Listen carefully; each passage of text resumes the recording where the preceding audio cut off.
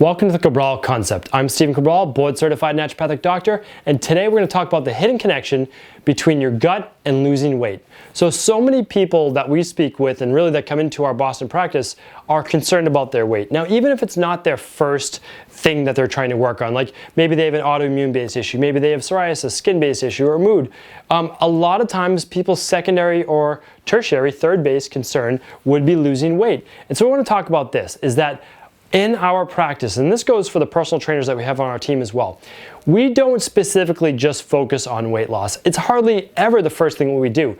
We understand the process that by getting the body healthy, it cannot be overweight. A healthy body cannot be overweight. Just by definition, it doesn't work that way.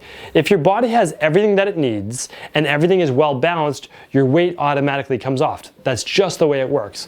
So now let's talk about how your digestive system and your gut keeps you gaining weight or keeps you overweight. And part of the reason and how this works, probably the greatest thing, is that the inflammation that's caused in your gut. You have to keep in mind your digestive tract is about 29 feet.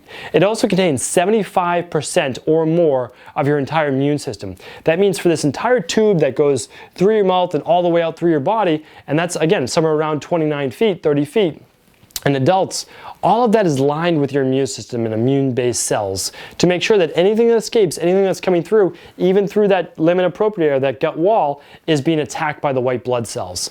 If you're eating foods that do not agree with your body, even if they're healthy, meaning like you have a food sensitivity to a dairy, a wheat, a gluten, eggs, soy, corn, all of these specific things. Again, some could argue that some of these things may be healthy, or even if it is a healthy food, like I've seen banana or cranberries or different items like that come up on someone's food sensitivity sheet or their test that we do, and those things are also causing an immune-based reaction. Well, when you have an immune-based reaction, there's inflammation. And when there's inflammation, you're going to be retaining water weight. You're going to feel bloated.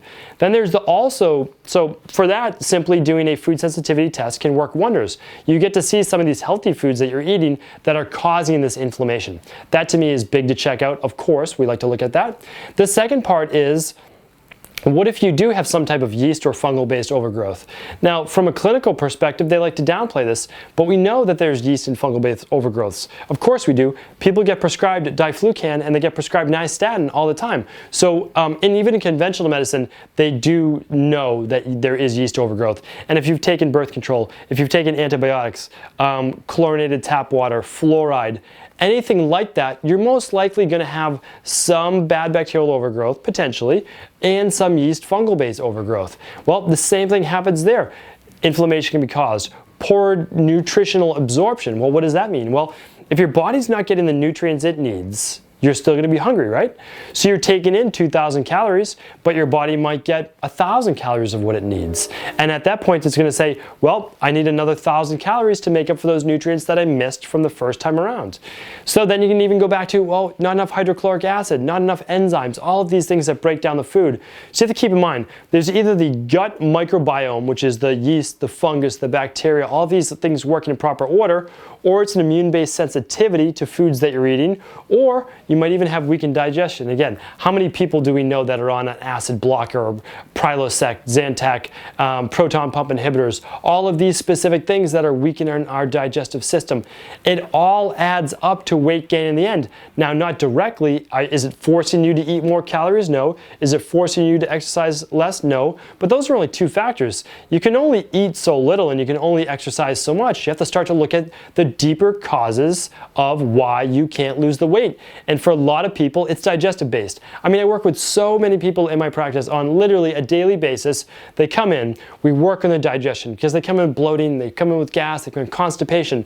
Constipation we haven't even touched on. If you're constipated and you're not having a bowel movement at least once a day, once every 24 hours, you're reabsorbing toxins back into your body. Your body's in a toxic state. You're not going to be able to burn body fat and oxidize body fat the same way that you would. Your body's also concentrating then on detoxification.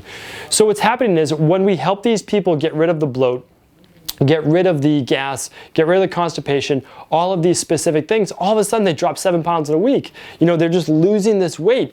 Is it 7 pounds of body fat? Absolutely not. But it doesn't matter. It doesn't have to be 7 pounds of body fat. You lost 7 pounds on the scale, and that digestive bloating, that water retention, was never supposed to be in your body in the first place. That's not healthy water retention. Your body's supposed to hold water not subcutaneously between your skin and your muscles and all that. It's supposed to be in your tissues for the most part. It's not supposed to be extracellular, they call it. It's supposed to be intracellular.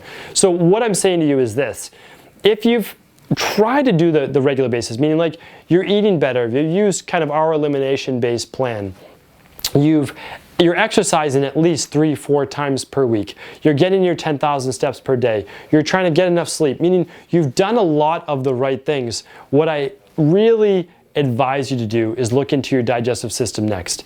Even if you don't have the same bloating or gas or those types of things as a lot of people, you know, do you feel a little distended after you eat? You know, do your pants fit a little tighter by the end of the day? All of those specific things, start being aware of. Look at your gut, look at your digestive system. You can send out for something like an organic acids test. You can do a food sensitivity test. You can do a hair tissue mineral analysis test to see if you're getting enough minerals into your body and how your digestive system is working from a slow oxidative process or a fast oxidative process or mixed. All of these things will be explained to you through any of those labs. It's my first place to look for you. It's the easiest place to look for. Even if there is a thyroid or adrenal-based issue as well, start with a gut, because a lot of times your poor immune-based function or your over-immune-based function because of this digestive process that's an issue causes a higher cortisol output for the adrenal glands, causes lower thyroid output because of the stress hormones like the glucocorticoids, all of those things that you don't even need to know about that are affecting your thyroid. Start with the gut, look for those hidden connections. I'm telling you, if you haven't explored this territory and you're having difficulty losing weight after trying so many different things, this is the place to start. Thank you for tuning in today. I appreciate you listening and watching the videos. I'll be back real soon with more episodes of The Cabral Concept.